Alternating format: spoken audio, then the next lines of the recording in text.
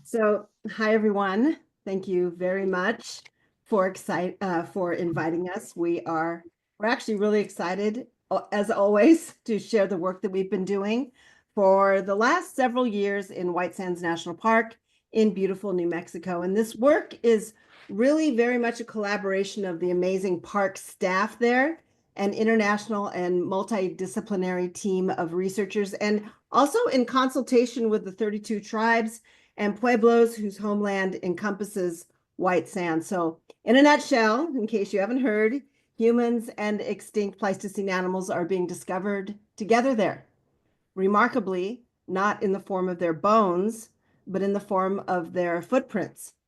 So, a few years back, the National Park Service invited Jeff and me to be part of this team to help the park understand the full context of these prints and critically to get a handle on how old they are, because the potential that they are of great antiquity, as you all know, really great and important implications about the peopling of the Americas. So we got to work, and in 2021 we published our first set of findings in Science in a manuscript entitled Evidence of Humans in North America During the Last Glacial Maximum. And spoiler alert, that's 26 to 19,000 years ago. So today we're going to present a complete overview of our research at White Sands and show you how we went about getting these results, the questions that we asked and the methodologies that we used, and how we've addressed the inevitable controversy that arose from the original work. And Jeff is going to get us started, and he's going to set the stage for what was known about North American prehistory prior to these discoveries at White Sands. So in the earliest 20th century, a cowboy and amateur archaeologist named George McJunkin was living in eastern New Mexico. And after a flood near the town of Folsom in 1908, he was out checking fences and he discovered several large bones sticking out of sediments that were exposed when floodwaters carved a deep arroyo. And among these bones was a distinctive type of stone tool, which we now call a Folsom point. Now, McJunkin recognized the significance of the find, and he left the site undisturbed except for taking a few sample points. And for several years, he tried to interest archaeologists about the site, but with little success. Now, in 1919, the Denver Museum of Natural History sent out a paleontologist to examine the site, but it wasn't until 1926, nearly 2 decades after the original discovery, that a thorough excavation was finally conducted. Now, it turns out the bones were from an extinct type of bison, and among the bones were beautifully preserved projectile points, or what we used to call arrowheads. And here's a really beautiful close-up of the bones in an absolutely spectacular Folsom point. Now, shortly after the Folsom excavations, another really important site called Blackwater Draw was discovered in 1929 near Clovis, New Mexico. And at that site, archaeologists found a number of Folsom points scattered among the remains of late Pleistocene megafauna, but also stratigraphically deeper in the sediments and therefore chronologically older. They also found several large fluted points, which are now known as Clovis points. And at least 9 of these Clovis points, including this big wide one second from the right here, were actually found within mammoth skeletons. So over the following decades, dozens and then hundreds of Clovis sites were found all across North America. All total, archaeologists have discovered more than 10,000 Clovis points scattered across about 1,500 different locations, covering most of North America. And radiocarbon dating beginning in the 1960s showed that Clovis points date to about 13,000 years ago.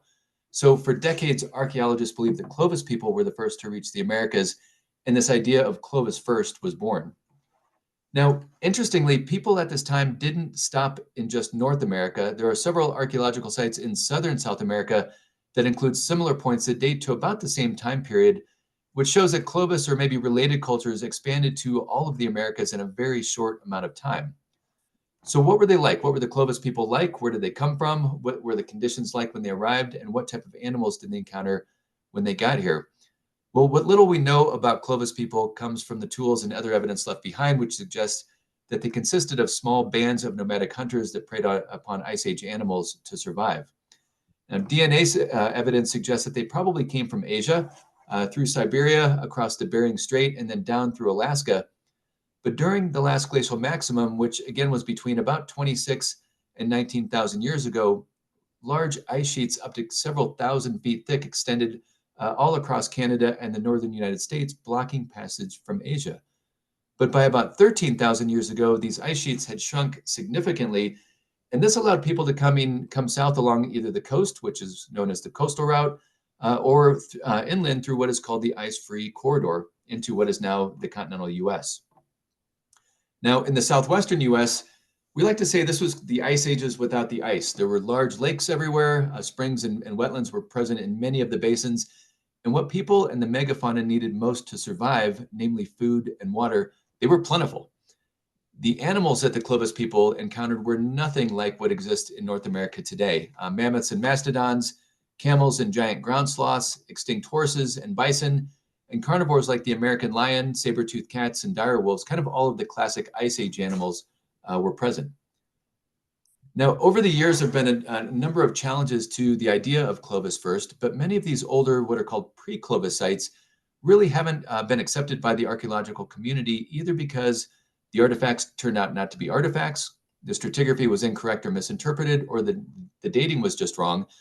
But nevertheless, there are a few pre-Clovis sites that have stood the test of time, and collectively they push back the peopling of the Americas to 15 or maybe even 16,000 years ago. And this was essentially the state of our understanding of the earliest phases of North American prehistory when we began our work in January of 2020.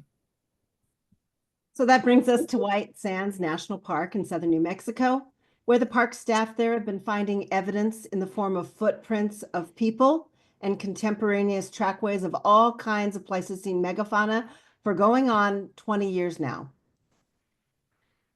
What is the setting of these extraordinary finds? White Sands National Park is located within the Tularosa Basin in southern New Mexico, and Pleistocene Lake Otero occupied this basin, as did many other pluvial lakes and similar basins throughout the American Southwest. White Sands is the largest gypsum sand dune field in the entire world, which is made up of the sand of the sediments of Lake Otero that has been deflated by the never-ending wind that scours this basin, and it's left behind this very large alkali flat. But there are lake deposits that transition to lake margin sediments that are still exposed on the edges of this basin, and that's the setting where we find the tracks and where we did our study. So although megafaunal prints have been known from the Tularosa Basin for nearly a century, the earliest scientific reports on the tracks and fauna were published by people at the New Mexico Museum 20 plus years ago. And since then, the White Sands National Park resource personnel, led by David Bustos, who's the integrated resource manager there, he and his staff have been discovering and documenting contemporaneous Pleistocene megafaunal tracks and footprints of people. And they have a really good idea of the animals that were hanging out with the humans. And here's a few of them here in this mural and also in real life. There are direwolf tracks, there are smilodon, saber-toothed cat tracks, lots of giant ground sloth, lots of camel. There are mammoth tracks for days. You can actually see mammoth tracks on Google Earth if you know where to look. And of course, the human footprints that we're talking about today. And in a few seasons ago, field seasons ago, Jeff and I and the team discovered short-faced bear, and also horse has been added to this ever-growing taxa list. So we cannot overemphasize how many human footprints and megafaunal tracks and trackways are present and currently eroding at the surface of White Sands. There are literally thousands of tracks that cover the landscape as far as you can see, and they can be followed for really long distances. It's really remarkable. And they are also in the near surface. So this is a ground penetrating radar image of the basin floor. And a quick estimate of these black blobs that you see is that there are 10% mammoth, 20% giant ground sloth, and 70% human and or smaller animals in this image. These are prints that have yet to be exposed. Shocking. So the ichnology team, or the paleoichnology team, is led by Matthew Bennett at Bournemouth University in the UK, and he and his team have gleaned an enormous amount of behavioral data from these discoveries at White Sands. One groundbreaking study revealed an incredibly rare example of humans interacting with a giant ground sloth. The tracks again are made contemporaneously. People are walking alongside and then up to this sloth. The sloth rears up on its hind legs, clearly annoyed at the people. An analysis of these tracks indicates that there's some kind of prey selection going on here, that humans were either harassing, stalking, and or potentially hunting this now extinct giant ground sloth. Another really incredible study at White Sands documented the longest double fossil human trackway in the world. And it's 1.5 kilometers long, and it's a set of tracks of a small adult human walking seemingly alone in one direction with an asymmetrical gait. It's been interpreted that this was a mother holding a child in her outbound journey. And on her way back, she sets the child down momentarily, and we see the child's tracks there. So the actual track panels on the left and a graphical representation of the track panels on the right with the arrow. And we see the child's tracks as it walks alongside briefly, very briefly, before being picked up again. And it's a really evocative scene. You can use your imagination. Anyone who is a parent or has hung out with small children knows exactly what was going on here. And during her journey, it gets kind of crowded because there are megafaunal tracks that transect the human footprints and vice versa. On the left, a giant ground sloth comes along, hangs out for a while, steps on her footprints, and apparently also gets annoyed and rears up on its hind two legs, again, presumably at the scent of humans. It shuffles around in this weird oblong circle, and then it takes off in the opposite direction. On the right, we see a mammoth that just kind of comes along, just sort of ambles by. The woman then stepped on the mammoth tracks on her return trip. And we can see this here, right here, an animation of the human footprint inside the mammoth print. So we see this kind of thing a lot. We see the animals trampling the human tracks and vice versa at lots of other sites as well. And at our locality 2 site in White Sands, which is the main topic of this talk today, it's located on the east side of the basin. And here's David Bustos. He's the Zen master of the tracks, cleaning off human tracks. But there's looks like a big doggy footprint in the foreground. That is a dire wolf print. And on closer inspection, you can see that there's a human footprint in the background, and that same track is coming toward us. And the dire wolf steps on the human footprint very soon after the human made that print. So not sure how that ended up. So it's really remarkable. The discovery of contemporaneous Pleistocene megafaunal tracks and footprints of people means that we are getting these remarkable glimpses into the behavioral interactions between the two. So these studies that I've showed you are revealing snapshots in time into the lifestyles of living, breathing animals and humans that could never have been achieved by studying fossil bone or even artifacts. So White Sands and its plethora of prints is really singularly unique worldwide for this very fact, and it's the reason it is on the tentative list of potential World Heritage sites. So as a reminder, the generally accepted timing of when the megafauna went extinct is at the terminal Pleistocene, the end of the Pleistocene, about 12,000 years ago. And prior to our involvement in this research, the best public guess as to the time of the coexistence of the humans and the megafauna at White Sands would have been around 12,000 years or older. And that kind of left this burning question with a lot of people. How old really are these prints? And when did these track makers live? So that's kind of where Jeff and I come in.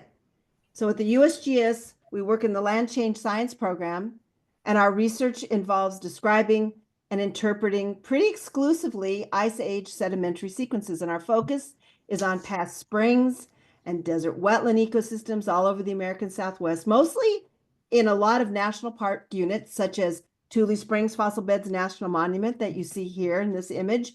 We work in Death Valley, we work in the Channel Islands, we work in the Mojave Preserve, in Joshua Tree National Park, and we work in all these places to understand how and when these systems responded to climate change. So we do really detailed stratigraphic descriptions and create high resolution chronologies, mostly using radiocarbon dating and augmenting our chronologies with luminescence dating. And we've been able to bracket in time very specific climate events in these sequences. And we've discovered that these water-dependent ecosystems responded really almost instantaneously to abrupt changes in climate.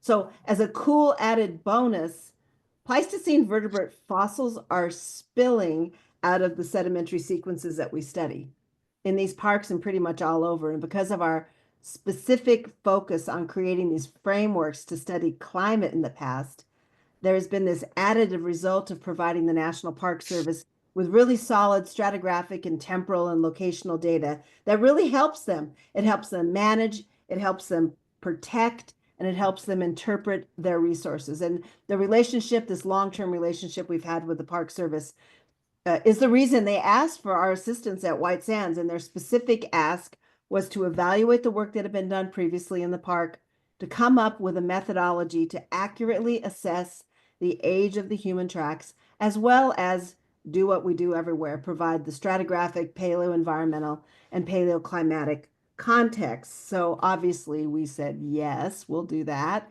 And Jeff and I brought to the table really an overarching approach that involved a series of questions and tests, and we came at this as geologists, not archaeologists, not vertebrate paleontologists, not paleoichnologists.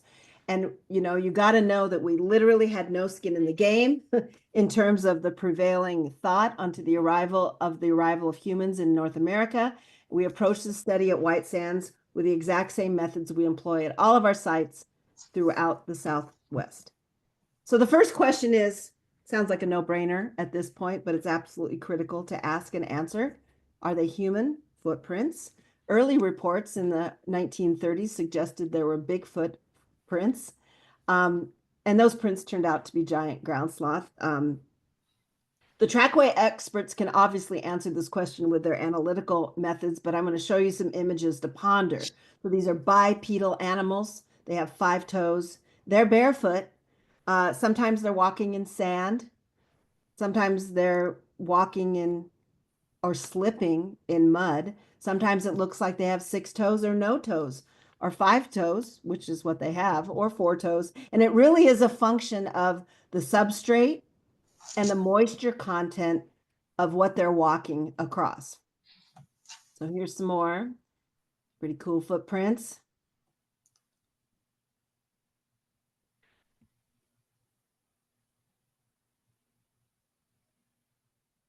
Sorry, I have a glitch in my computer. Sorry about that.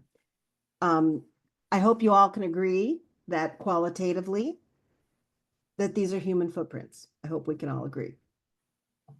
But to answer the question quantitatively, Matthew Bennett and his colleagues performed the statistical analysis. So there were 61 tracks or footprints in total. These are all shoeless footprints, and they were measured meticulously and compared to data sets of people that are habitually unshod in Africa, as well as data from people who routinely wear shoes in the UK.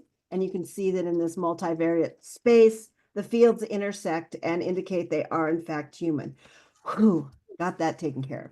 So they're human. And further, the demographic analysis actually showed that they were mostly teens and children between the ages of 9 and 14, which is very cool. One hypothesis for this is that it's a division of labor, whereas the adults are mostly involved in heavy lifting and whatever skilled tasks are going on, whereas the teenagers are relegated to kind of fetching and carrying.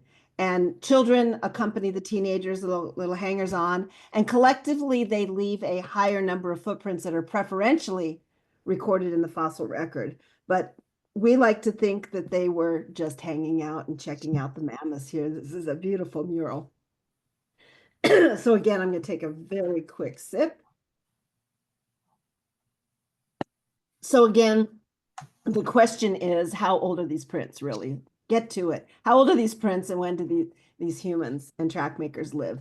So how do you go about dating all these footprints that have been found for decades that are exposed by deflation at the surface? And the answer is you can't.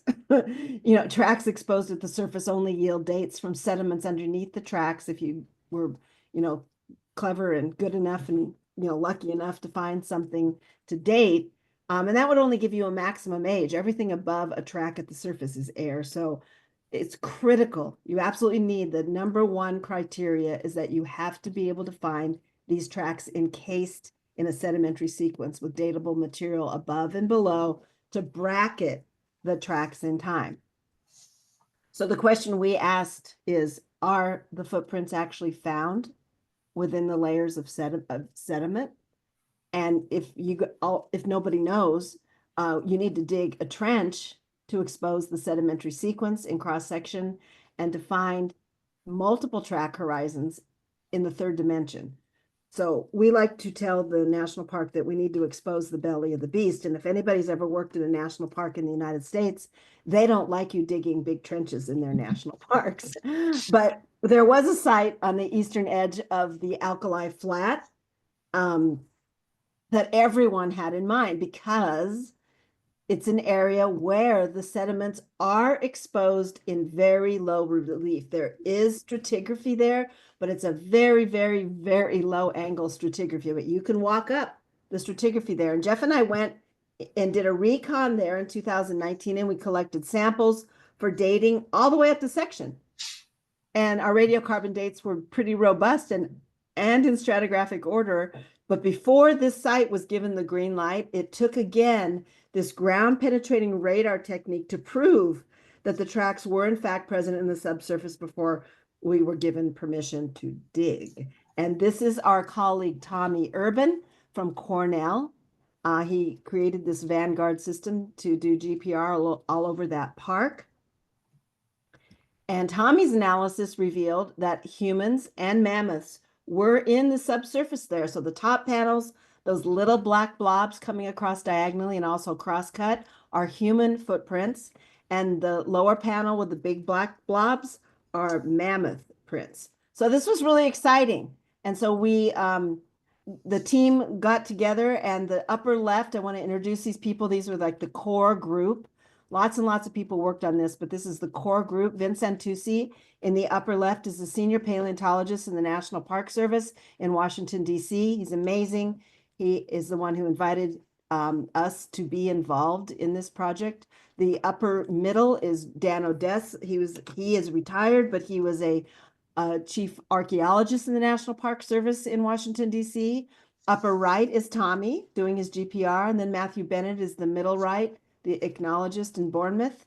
The lower right is Jeff, and then me, and then the lower left is David Bustos doing what he does everywhere he does it, cleaning off footprints. So here's David again. The excavation commenced in January of 2020.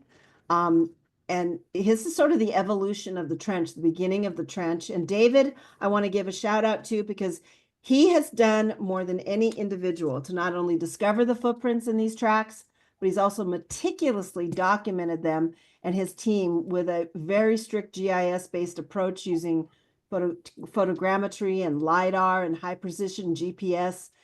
They've utilized the U.S. Geological Survey drones. They're very interested in quantifying the rates of erosion because it's really critical that they understand the same geologic processes that are revealing these tracks are also making them go away. So these deflationary processes are revealing them and making them go away in maybe a couple or 2 seasons. So it's really critical for resource management in the park. Here's Matthew. He and all the archaeologists and the ichnologists spend all of their time excavating at the surface. They plane off these surfaces to reveal the footprints, and Jeff and I spend all of our time in the trench tracing these excavated surfaces into the stratigraphy so that everything is pinpointed nicely in space and time. The trench was dug entirely by hand. It's just a portion of the trench. using rock saws and pry bars. And this is a little farther along. I just want to point out that all of those tags you see are a human footprint on these surfaces. I hope you can see those. And also here's some human footprints in the base of the trench. And you can see the really beautiful stratigraphy in the trench here. And there's David excavating those very same footprints. And here's a really wonderful example. I would really like to show this one because this is 4 separate human track horizons exposed in plan view, the black, red, yellow, and white stratigraphic down. You can clearly trace each one of these horizons into the cross section, allowing us to just lock them in to the stratigraphy. And we thoroughly documented these sediments in the stratigraphy. We documented this trench 9 ways from Sunday with field notes and drawings and photography and photogrammetry and high resolution GPS, all the things. And then here's the ultimate composited stratigraphy of this portion of the trench that we published, depicting the track horizons that were exposed. So there's 8 in total, TH 1 through 8, and also showing the demographics of the megafauna and the humans within each of these track horizons. So now that we've documented the tracks are within the stratigraphic layers, all we really needed, right, was datable material in the sequence, and we would be golden, as we like to say. So as Kat said, the footprints are located on discrete surfaces. And so we spend a lot of time looking for material that we can use for age dating. And many of the sedimentary layers that are exposed in the trench, they break really nicely along bedding planes. And sometimes they reveal dense mats of seeds and stems. And we found a number of thin seed layers in clay-rich sediments that we could use for radiocarbon dating. Now, finding these seeds in discrete layers is really critical because individual seeds are known to move up and down through unconsolidated sediments over time. And so we avoided dating individual seeds because they might not be in place. And we also avoided dating what are called seed balls, which are basically just clumps of plants that have rolled around in the landscape, since obviously they are not in place either. Now, the seeds we collected and dated were all taken from cohesive clay-rich layers, and in many cases, the seeds were actually still attached to their delicate stems, so we know that they haven't moved since the plants were alive. And we even collected seeds from within individual footprints, so there's no question that people were walking around on a mosaic of wet and dry ground and stepping directly on these plants. So we took the samples back to our radiocarbon lab here in Denver, where our colleague Jeff Honke cleaned the seeds both physically and chemically, because obviously we want to date the carbon just from the seeds themselves and not from any of the adhering sediment. Now, the seeds are from an aquatic plant called Rupia serosa, which is the common type of ditch grass that grows in shallow water. And on the right is what the plant looks like in life position. This is what we ended up dating by radiocarbon. So the USGS has actually had an active radiocarbon lab since the early 1950s, and there have been at least 3 different iterations, the latest of which is located in Denver. Now, before we go any further, we want to do a quick review of radiocarbon dating itself, because the details of the technique actually turn out to be really important in the case of the white sands footprints. So the basis of radiocarbon dating begins with the different types or isotopes of carbon: carbon-12, carbon-13, and carbon-14. And carbon-12 is by far the most common. It accounts for nearly 99% of all carbon, and it's stable, meaning that it doesn't decay away over time. About 1% of all carbon is carbon-13, which is also stable, and then a tiny fraction of carbon is carbon-14, and this type of carbon is radioactive. Now, carbon-14, it's produced in the atmosphere through the interaction of cosmic rays and nitrogen, and then it's introduced to plants through photosynthesis and into animals that eat those plants. So when plants and animals are alive, they have essentially the same amount of carbon-14 as the atmosphere. But when a plant or animal dies, the carbon-14 begins to decay away at a known rate, and we express this as a half-life, and the half-life of carbon-14 is about 5,730 years. So what this means is that after 5,730 years, a plant or animal contains exactly half of the carbon-14 it had when it was alive. After another 5,730 years, it has a quarter of what it had initially, and so on. So in theory, all we need to do is measure how much carbon-14 is present in a sample, and then we can calculate the amount of time that has elapsed since the plant or animal was alive. In other words, that's how we calculate the age of a sample. So what can we date with radiocarbon? Well, technically, we can date anything that has carbon in it. Wood and bones, shells and tusks, hearts, charcoal, even the Shroud of Turin has been dated by radiocarbon.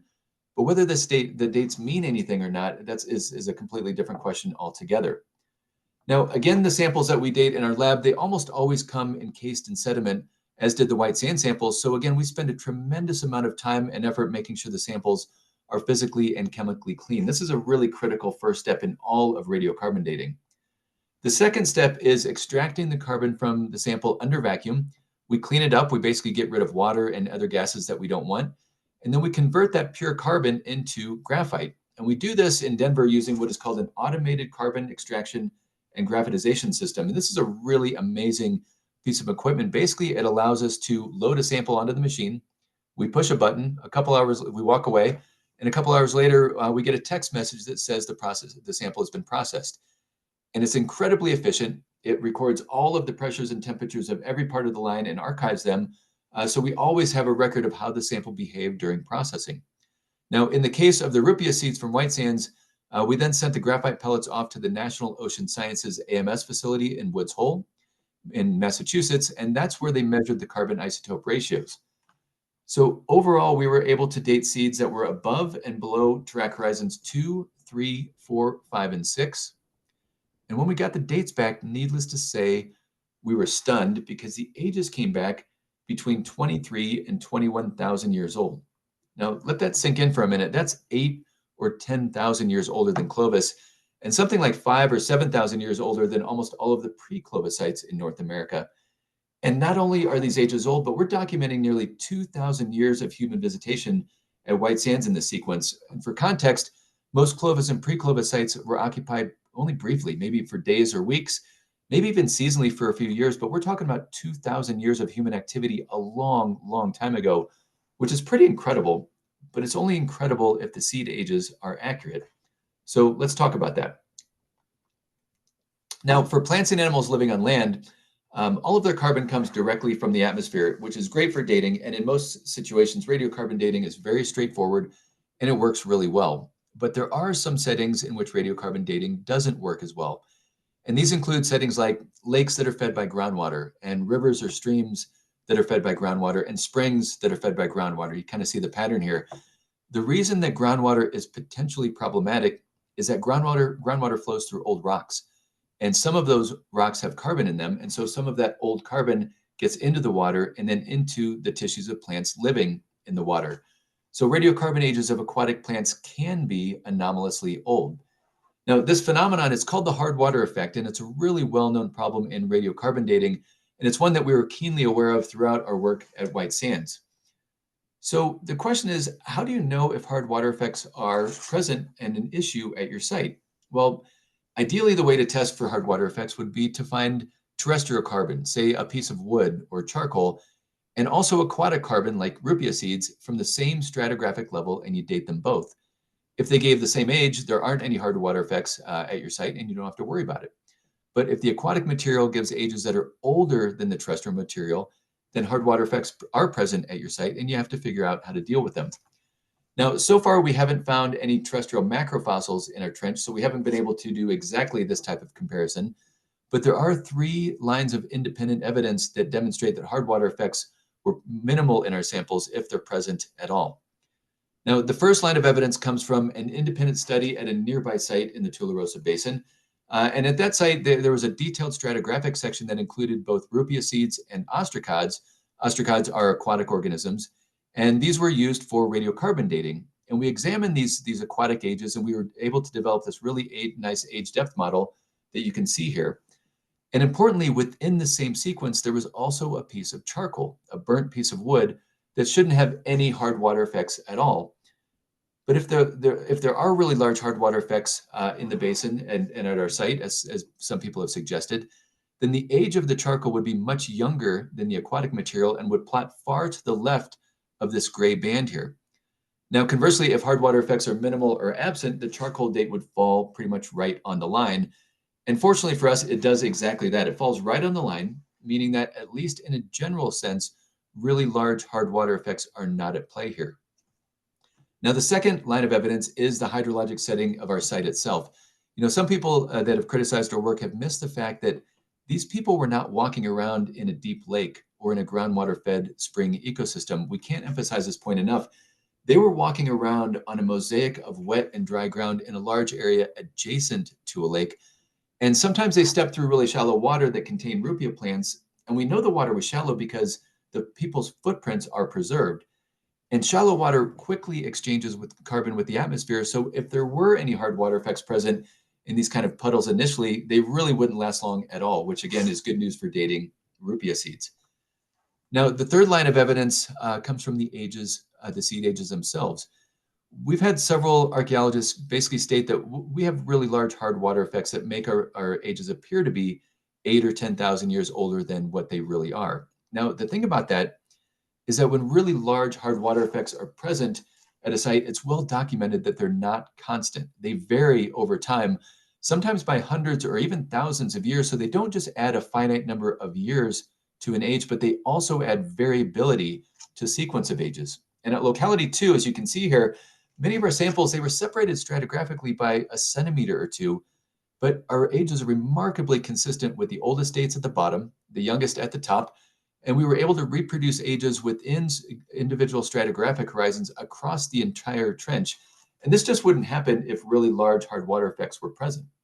So taken together, these three lines of independent evidence, they're really powerful rebuttals to the idea that these rupia seed ages are incorrect. And all of these were discussed in the original 2021 paper. But nevertheless, there were immediate comments and replies in like the journal Science and in other journals, and that's fine. Because ever since the beginning of our work at White Sands, we knew that we were going to have to independently evaluate the accuracy of the seed ages using radiocarbon dating of other materials and also using other chronologic techniques. We've always been confident in the seed ages, but we want to develop community confidence in them as well, because we know that these results, they mark a pretty radical departure from kind of traditional thought. So that's where the next phase of the study began. And to evaluate these original seed ages, we returned to locality 2 and we collected pollen samples from the exact same stratigraphic horizons as the original seed samples. And we targeted conifer pollen, mainly pine, for dating because conifer trees are terrestrial plants. And so their pollen isn't subject to hard water effects. But conifer pollen is tiny. It's like 70 microns or so in diameter on average. So it's really difficult to isolate enough pollen from the host sediment for dating.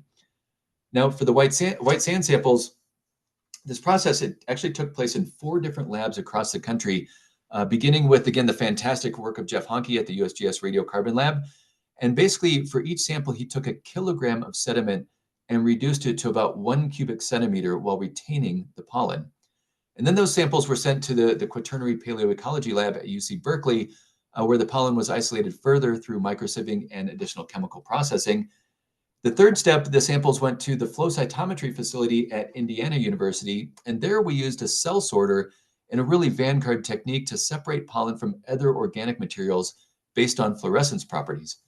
And then finally, the samples were sent to the AMS facility at Lawrence Livermore National Lab, where the carbon isotope ratios were measured. So this process is really extensive, but the results are absolutely startling. On the left is a photograph of a sample in the early stages of processing, and on the right is the same sample after flow cytometry. And you can see the final product is essentially pure conifer pollen. And this is what we dated in our latest study. And by the way, each of these dated samples that we're talking about consisted of about 75,000 individual pollen grains. So as another independent check of our seed-based chronology, we also collected samples from within the footprint-bearing sequence for optically stimulated luminescence, or OSL dating. And this type of dating, luminescence, is completely different from radiocarbon in that it's based on the buildup of energy stored in quartz grains, whereas radiocarbon dating is based on the decay of carbon isotopes. So if these independent dating techniques converge on a single age range, the results really would be unassailable. In other words, if the original seed ages and the pollen ages and the luminescence ages all agree, then it's case closed. And here's the big result. All 3 techniques gave ages that are statistically indistinguishable from one another. So it turns out the original seed ages were correct, and they reaffirmed the presence of humans in North America during the last glacial maximum. So The resulting manuscript we wrote was entitled Independent Age Estimates Resolve the Controversy of Ancient Humans at White Sands. It was published in Science in October of 2023, and it was named actually one of the science breakthroughs of that year. So what are the implications of all of this with respect to the peopling of the Americas? Well, if people were here in North America 23,000 years ago when ice sheets covered much of North America and blocked passage of people migrating from Asia, then the people have had to have been here prior to that and in sufficient numbers to make up a population that sustained itself for at least 2,000 years. So at some point before 23,000 years ago, there had to be a way for them to get here either by land or by sea. And we have a colleague at the USGS, Summer Pretorius, who has a really beautiful study on Pacific sea ice and ocean constraints on human migration into North America that includes some really interesting windows of time that could accommodate this early movement. But regardless, we want to be clear that our studies at White Sands, they don't directly address any of the specific migration routes that might have brought people to the Americas, but they do accomplish one really important thing. And again, that is they establish that people were present in continental North America during the last glacial maximum. But there was still one more question that we had to answer. And that would be, why here?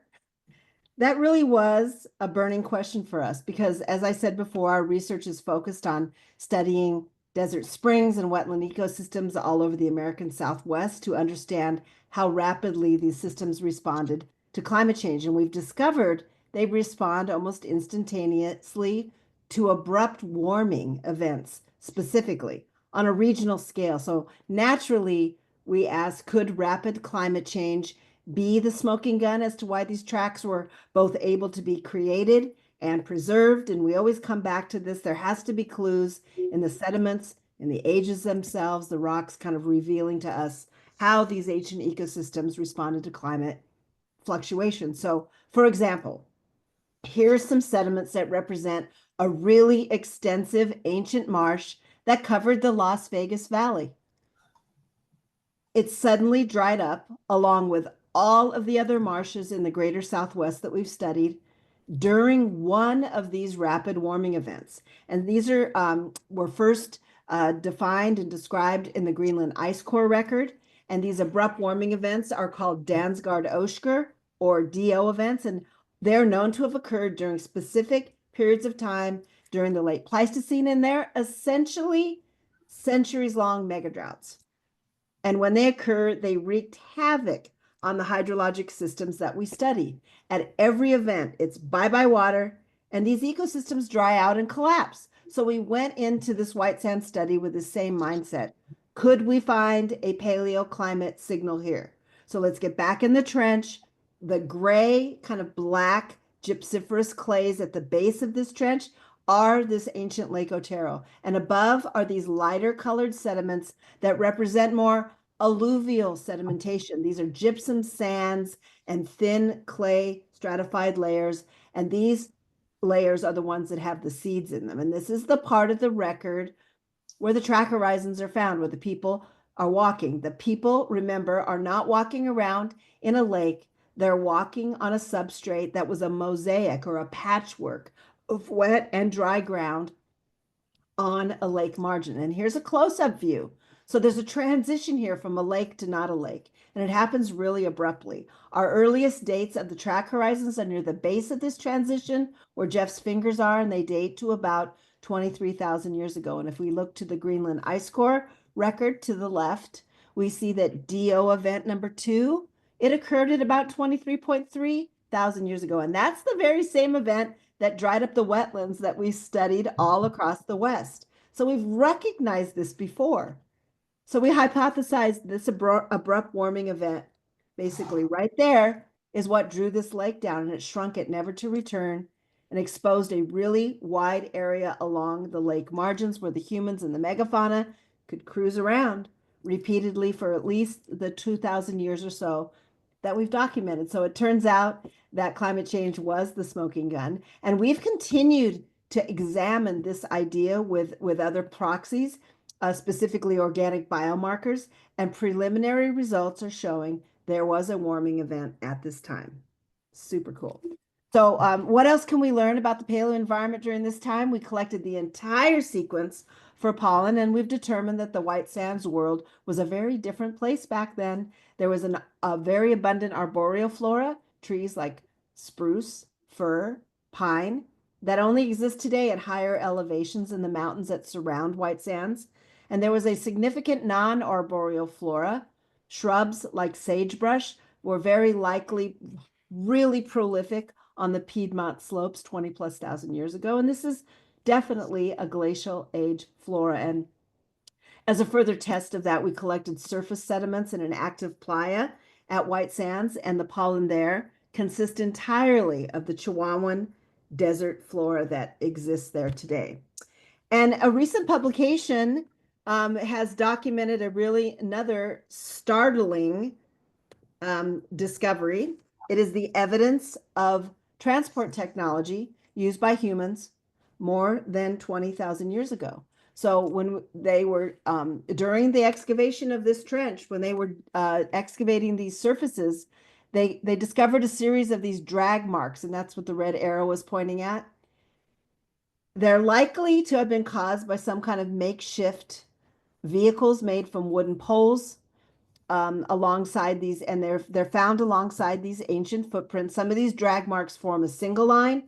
Some of them form a double line, depending on where you tie the poles together. Here's some more examples of these drag marks. They're very linear drag marks, and in all cases, human footprints are associated with these drag marks. And that middle white rimmed panel, here's a close-up with a graphic of that, showing the actual track panel, and then the graphic showing the footprints. I hope you can see those. It's actually really kind of remarkable. Here's another really, really cool thing. Many of the footprints around these tracks appear to be from children. So the team believes that groups of children probably followed behind or were walking at the side while grown-ups were pulling this travois, as we're calling it. And here's a really cool example of the little tiny feet next to the big feet. So these vehicles that we're talking about were made from these poles, and they were attached into a travois. And these are known to have been used in North America history from accounts from indigenous folks. The fact that they occur alongside human footprints in all cases suggests that these travois were pulled by people rather than animals. And to give further validation to this idea, the ichnology team created their own simple travois out of wooden poles with different configurations, and they dragged them across the mudflats. This image is from Dorset, UK, and another separate set of experiments were done along the coast of Maine. And in all cases, the footprints and drag marks from the poles had the same appearance as the fossilized examples that we're finding in New Mexico. And the indigenous peoples that have been involved in these studies in White Sands National Park agree with this conclusion.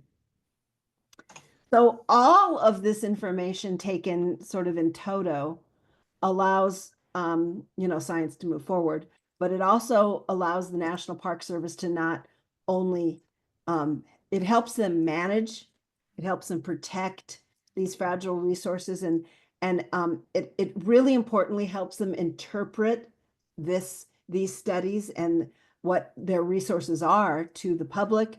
And they do lots of different things with the information. They've created kiosks and wayside exhibits and exhibits within the visitor centers, but they've also done a really cool thing. They've commissioned this art. So they've created these interpretive pieces like you see here. It's just kind of a stepwise depiction of time of humans coexisting with a megafauna at the margins of a lake during the LGM. And art like this really effectively communicates to the public all these different big ideas that they're trying to impart. One of them is that the paleo environment is so much different, was so much different during the LGM than today, and that climate plays a really critical role in the White Sand story, the bigger White Sand story. And to go from this type of setting to the largest gypsum sand dune field in the world really, really illustrates that beautifully. And I guess finally, we're just gonna leave it here and tell you that we are continuing our research at White Sands. Jeff and I were just out there in January / early February. We are collecting more places. We're looking at a lot more paleoenvironmental proxies, and we've expanded sort of basin wide. And we're going to leave it there for now. And we're really happy you invited us, and we're happy to take questions. Thanks so much for having us.